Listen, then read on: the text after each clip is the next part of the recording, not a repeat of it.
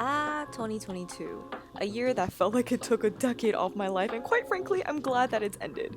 3 years have passed since I've started collecting these Muji bullet journal agendas to use as a daily chronicle of my everyday life, and clearly, 2022 has put me through some shit.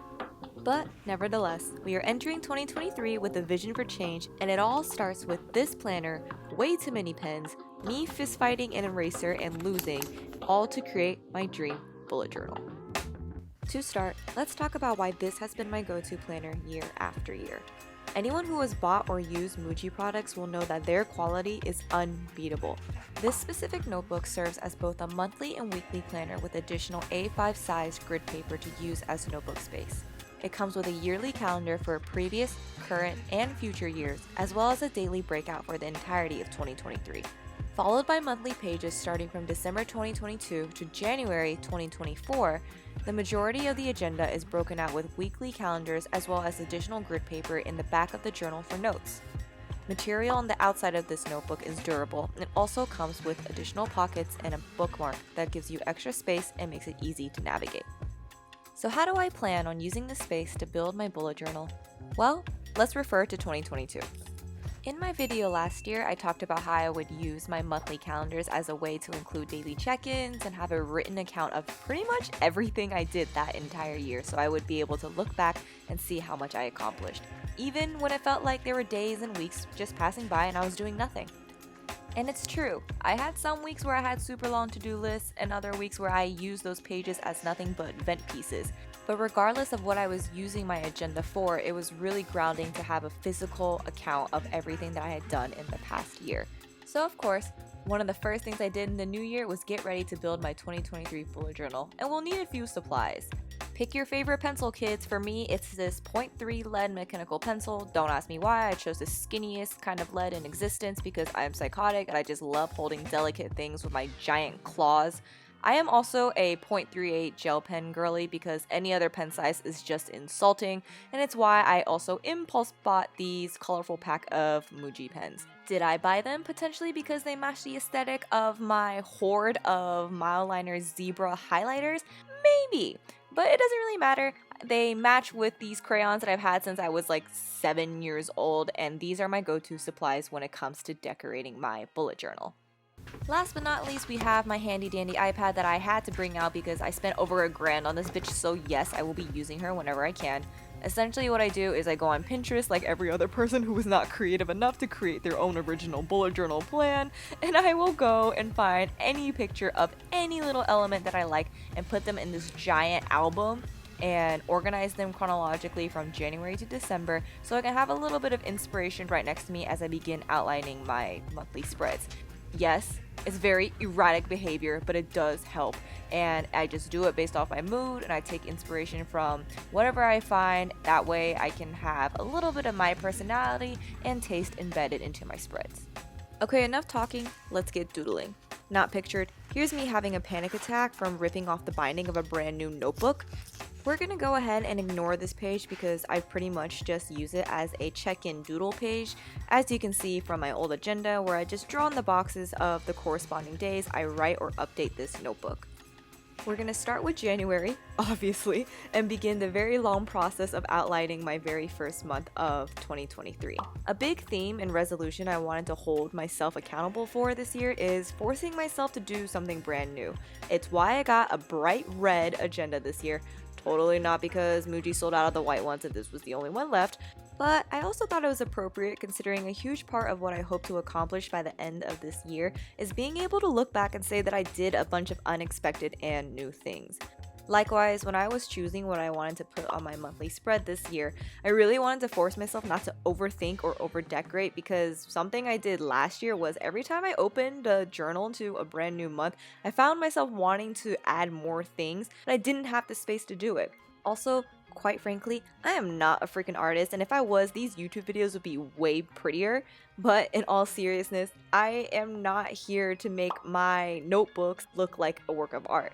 It's so easy to get overwhelmed in this generation of social media where every time you Google bullet journal or daily planner, everything looks like it was made to perfection, but that's not the point. The point is the substance. The point is it makes me happy to have a space where I can be creative, where I can add my thoughts and reflect on it later on.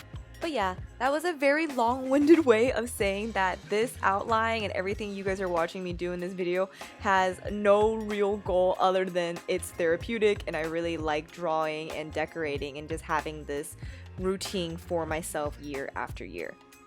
Now, as we enter the holiday months such as October, November, December, I do try to make the spread somewhat on theme.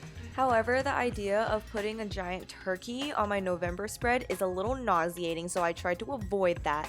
Also, with this time lapse, it makes it look like this was all done in the matter of hours. Y'all, this took days, and it was days of me freezing in place. No, the video is not paused because I had no idea what to do at times, and I had to walk away and physically be like, what the fuck is going on, so I could have more creative inspiration. After breaking my pencil lead at least 700 times in a small bout of carpal tunnel, we move on to outlining, which was significantly worse. Because not only are you retracing every single thing that you drew from this point on, but you have to erase all of the outlines from the previous phase. And let me tell you guys right now, I think I was breathing in fumes from the erasers at this point. I was exhausted, I was so tired, I had begun to regret deeply adding so many unnecessary little things on these spreads. I had literally only reached February when disaster struck, and I had stress erased a rip into my February spread, and I had to perform emergency surgery to fix it before I fucked up the first 5 pages of my agenda. Then we reached March, where I saw the previous plant vine that I had drawn, and you can tell by my agitation that I realized I would have to retrace every single goddamn leaf. And I was losing my mind, like genuinely losing my mind at this point. And you might not be able to tell because my face is off camera, but I was stabbing at these leaves, you guys. I was so upset at myself for making it so freaking complicated. But I digress. We move on to April. It was supposed to be a calm spread. I drew a bonsai tree, you guys. It was supposed to be a zen garden. I was not zen. I was stressing. I wanted it to be over, okay? I wanted it to end. And I was just trucking through it and trying to hold my tears back. I don't know what the hell these things were. I don't know if they're supposed to be shells, pretty flowers. They kind of look like shrimp crackers. It's fine. They were really easy to draw, so I didn't have anything to complain about. My birthday month was by far the most fun to draw, not just because it was my birthday. Okay, I'm totally lying. It's because it was my birthday month, okay? But it was so pretty. This one was one that I freehanded the most, I would say, and I really attempted to draw the little Leo symbol in the corner. Don't look too closely at it because it kind of looks a little reproductive-y. Yeah, let's move on. We have now changed locations to my bed because my back was starting to hurt from all of the tracing and outlining. I had thrown my eraser across the room, so right now we were just strictly outlining all of the spreads before we got to the worst part, which once again, I was vigorously erasing, and I felt like I was erasing for hours and just doing this for 10 years. Finally, after the sun had set and my tears have dried, we move on to coloring. This is by far the easiest step because it's basically just a giant coloring book and you can fill it in however you want. I mainly use the zebra highlighters to accentuate the specific lines of each spread and then filled in the rest with the crayons. I then turned to the grid pages at the back of the agenda where I just went out and wrote out the title of every month so I would have a monthly reflection page that I could use throughout the year. Since this agenda also comes with 2 spare months, aka December 2022 and January 2024, I decided to use those pages as spare doodle space. This is a brand new thing that I thought of, and there really is no thought process behind this decision other than I just wanted to make sure I was using this notebook to its fullest. And quite frankly, I am very much the type of artist or creative where I feel the need to draw within the lines, but this really forces me to get out out of that idea and just free think and freehand whatever I want in the moment. So the goal here is by this time next year, 2024, I can look back and have brand new mural pages in this agenda. To wrap this up, I went back through every single monthly spread and basically added some fine point details, added some extra flowers here and there because I really don't know how to draw anything else. I topped everything off with some miscellaneous squiggly lines and a realization that I should probably just invest in an adult coloring book.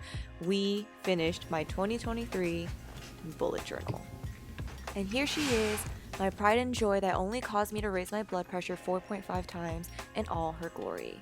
Jokes aside, this really is an annual event that I'm so proud of 2020, Cecilia, for coming up with, because it is such a fun way of really seeing all the little things that you accomplish with every passing day that is so easy to forget about, as well as giving yourself an elemental space where you can just create something from scratch and experiment, because your interest, your taste, your style, it changes with every passing day, week, month, and this is just a really fun way for you to create a space where you can see your progress and see your improvement and how you've changed as a person.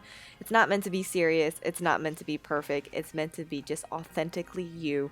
And I hope this inspires whoever is watching this to also make it a part of something to look forward to in the new year. That's the video, everyone. Hope everyone has a wonderful 2023, and I'll see you all next time.